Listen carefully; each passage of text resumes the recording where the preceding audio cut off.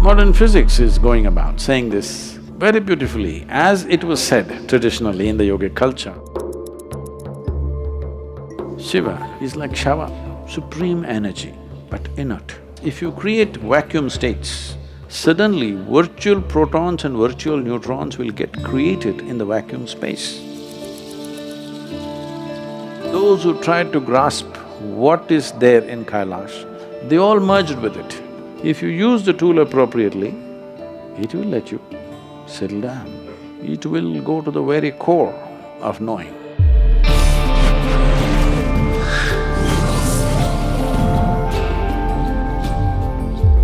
Emptiness is generally a negative… there's a negative context to emptiness. Everybody wants to be full. Who wants to be empty? But it's in search of fullness that people have destroyed themselves. Tell me, how much money does it take to make your pocket full? If we put $1 trillion, will it become full? If we put $10 trillion, will it become full? No. How much ever you put, pocket cannot become full. There's no such thing. How much does it take? How much knowledge does it take to make your mind full?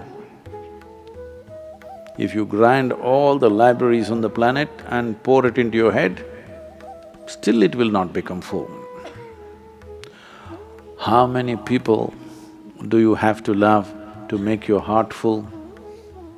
7.3 billion people, still there's room, so it never becomes full. So fullness is an empty pursuit.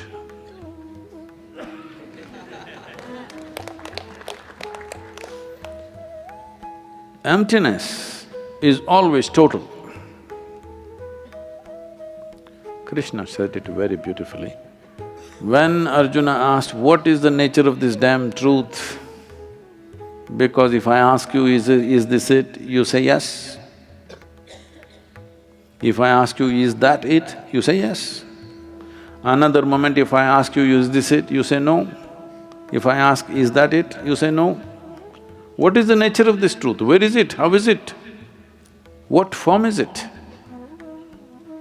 So Krishna laughs and says, the nature of truth in the existence is such that what looks like poison, if you consume it, it will become the elixir of life. What looks like elixir, if you consume it, it will become your poison. Tell me, in pursuit of fullness, hasn't the whole humanity poisoned their own lives? Haven't we ripped off the planet in pursuit of fullness? When we say Shiva, we're talking about that which is not.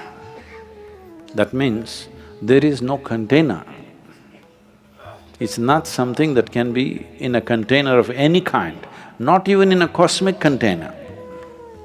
It is in the lap of Shiva that cosmos is happening, because it's that which is not. When somebody realizes that or experiences that, we call that person also Shiva.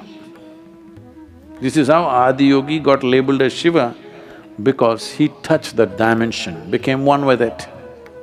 And the only way you can know it is by dissolving into it, not by grasping it.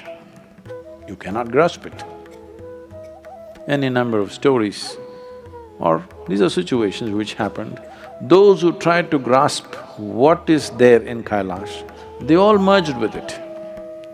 When I first went and witnessed Kailash about 14 years ago, since then I've been going every year.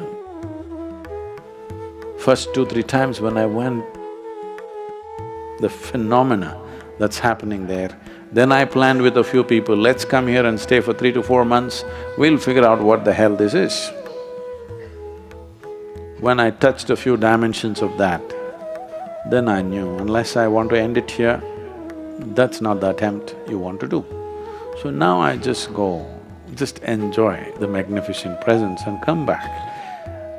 Because if you try to grasp it, the only way you can do it is by merging with it. not yet time for that. Shiva means, is described very beautifully like this, and today, modern physics is going about saying this very beautifully, as it was said traditionally in the yogic culture.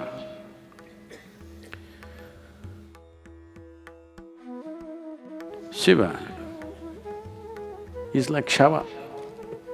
Shava means a dead body, that means inert. He is not active, just inert. Supreme energy, but inert. So the story goes like this, Shiva was just lying there.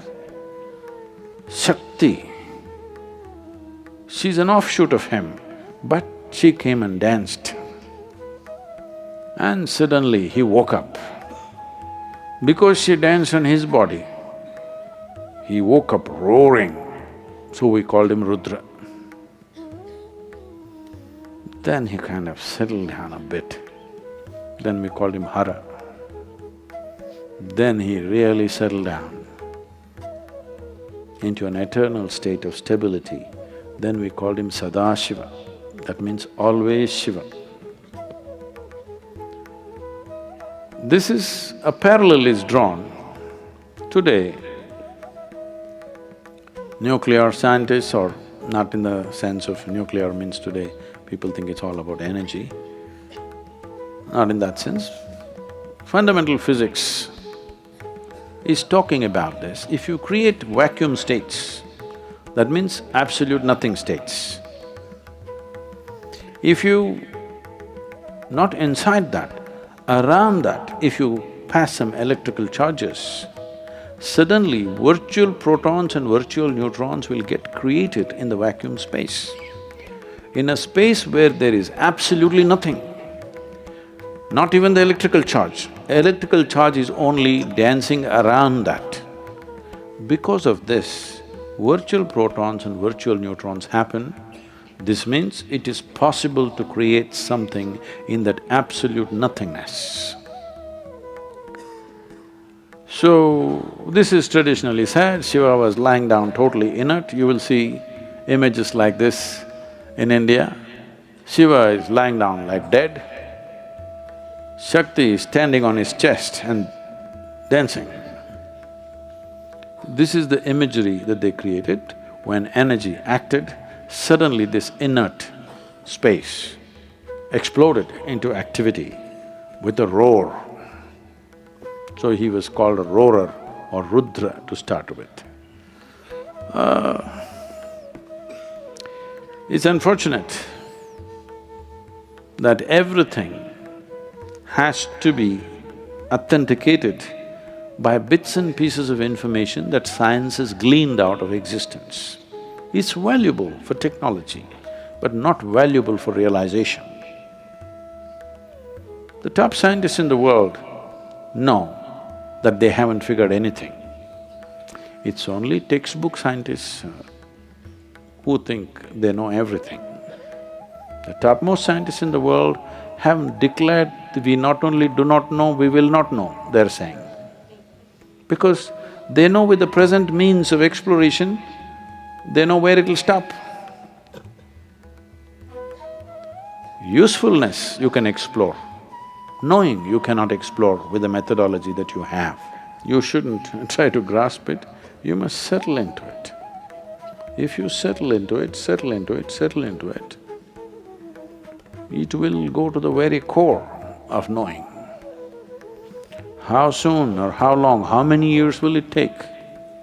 There's no such thing. If you have the necessary intensity, it could settle in a moment, or it may take 100 lifetimes.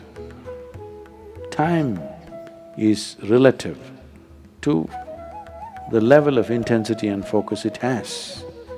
The whole problem with this, that most… because unfortunately education is all about the intellect.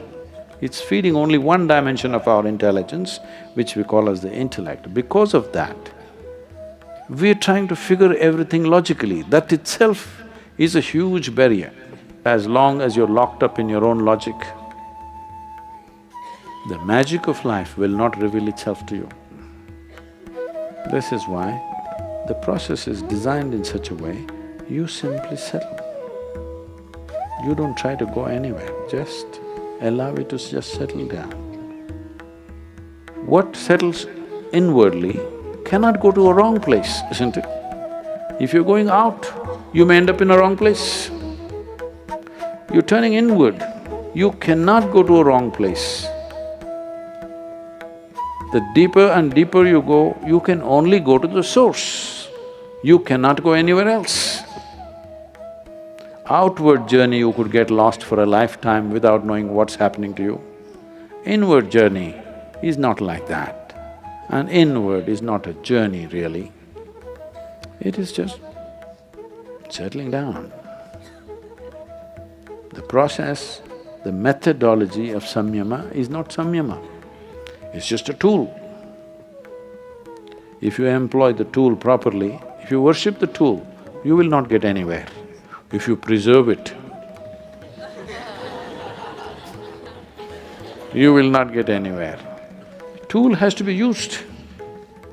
If you use the tool appropriately, it will let you settle down.